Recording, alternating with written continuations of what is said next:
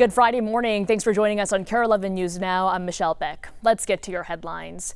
Starting tonight, some nurses across the state will get layoff notices. That's because lawmakers still have not worked out a budget deal.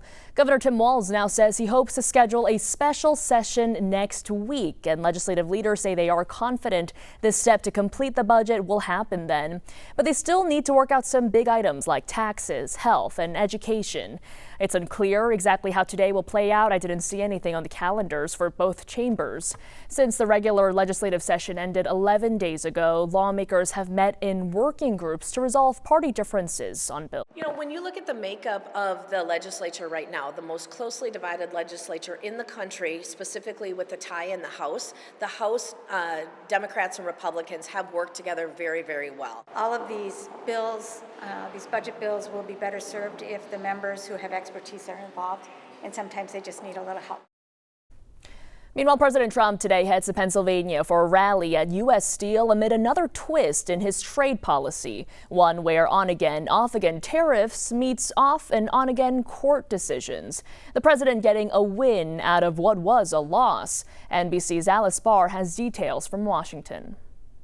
Hi there. A new federal appeals court decision is putting a lower court's ruling on hold until at least June 9th, when both sides will submit more arguments while the court weighs whether to pause the decision longer, keeping the president's signature tariffs in place. President Trump heading to Pennsylvania today for a rally at U.S. Steel on the heels of a new reversal, allowing his sweeping tariffs to remain in effect for now after a federal appeals court temporarily paused a ruling by the Court of International Trade that blocked most of the president's tariffs because they said he'd exceeded his authority in using an emergency powers law and sidestepping input from Congress. President Trump slammed the ruling overnight, saying if it stands, it would completely destroy presidential power, and arguing that getting congressional approval for tariffs would dramatically slow the process as his administration negotiates trade deals with world leaders. Very adamant that this is the right approach, and so, while we're ready for a backup plan that's never going to happen because this is going to work. The White House does have other means of enacting tariffs without emergency powers, leaving business owners like Victor Schwartz, lead plaintiff in the trade case and founder of a small New York-based wine company, guessing what's coming next. The tariffs are a cash flow killer, particularly impactful for a small business. This kind of uncertainty is terrible for business. Treasury Secretary Scott Bessent weighing in overnight on the state of trade negotiations, saying some deals are close, while on the closely watched talks with China, I would say that they are a bit stalled. The White House promised to reach 90 deals in 90 days, leaving them until July 9th, with few announcements so far. President Trump's Pennsylvania rally today is aimed at promoting a partnership between U.S. Steel and a Japan-based steel company. The president had vowed to block Nippon Steel from buying the iconic American company before announcing an agreement for what he called partial ownership, with the company staying under U.S. control, though the details have not yet been released. In Washington, I'm Alice Barr. Back to you. It's been 1 year since Minneapolis police officer Jamal Mitchell was killed in an ambush while responding to a shooting. Tonight, we will be remembering him starting at 5 with an interview with MPD Chief Brian O'Hara. Then at 6, we'll hear from Mitchell's wife. You can catch it all right here on KARE 11 and our streaming app, KARE 11+. The trial for the man accused of killing 5 young women in a high-speed chase is now underway.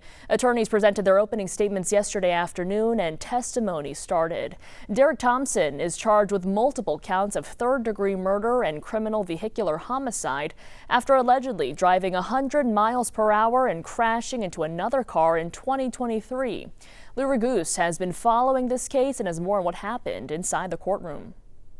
The faces of the 5 young victims shown on the monitor as the prosecution began opening statements in the murder trial of Derek Thompson. These 5 young women between the ages of 17 and 20 lost their lives due to the act of another that was shockingly reckless, incredibly selfish, and unspeakably foolish. Assistant Hennepin County Attorney Joe Paquette told the jury Thompson was clearly seen on video renting the black Cadillac Escalade and driving it from the airport 35 minutes before the crash. He warned the jury before showing video of the high-speed crash.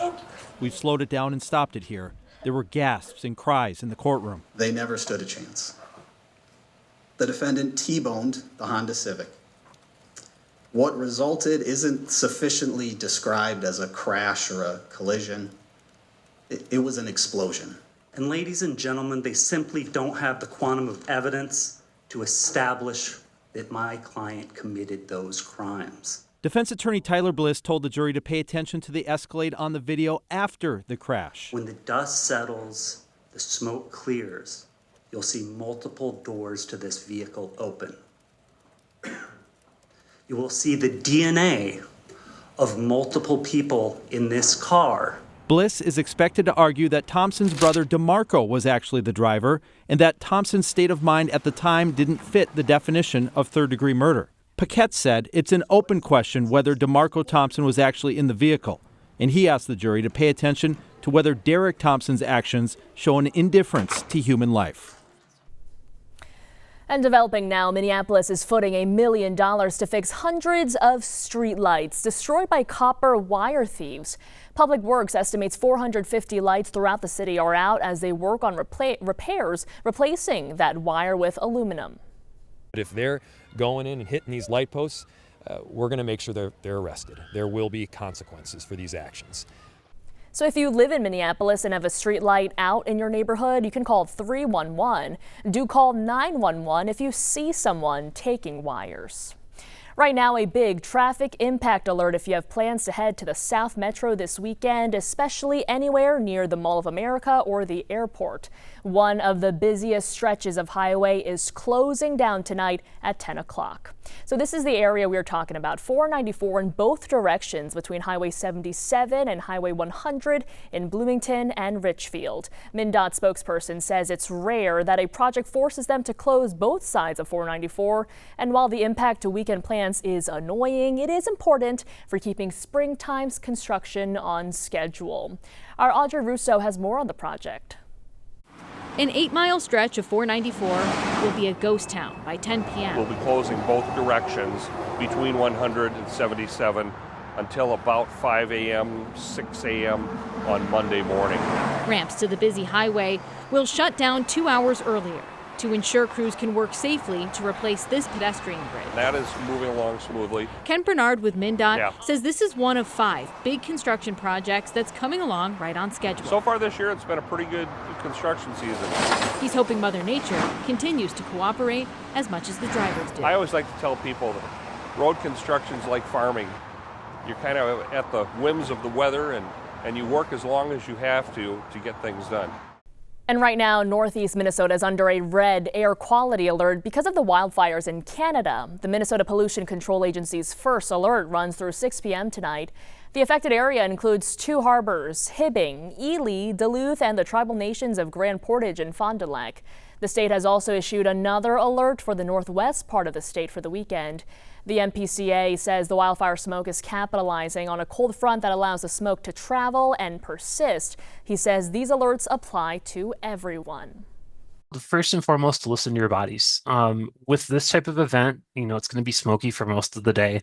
It doesn't mean you can't be outside. It just means you have to limit your exertion outdoors. And, when you start to notice that you're having symptoms, of having tightness in your chest, shortness of breath, things like that, you need to go into an area that has clean air. Experts say a well-fitting N95 mask can also help if you can't get inside. The MPCA encourages everyone to follow their forecasts and alerts as they say the conditions will remain ripe for more air quality concerns. An art show that just kicked off in Golden Valley is marking an incredible 62-year run, and you still won't find anything quite like it anywhere else in the world. Courage Kenny Rehabilitation Institute just kicked off The Art of Possibilities, the longest-running show featuring artists with disabilities in the world. And this year, the art lining the halls of Golden Valley is bigger than ever. It features more than 400 curated paintings, photos, and sculptures from more than 200 artists around the world, including many right here at home in Minnesota. As for the coolest part, all of the art is for sale, with 100% of the proceeds going directly to the artist who created it. It's 100% about the artist and their abilities, and it's a celebration of abilities. One of the founders of the show believed that creativity knows no limits, and although the artists have changed and where people are coming from has changed, the core value of art is limitless.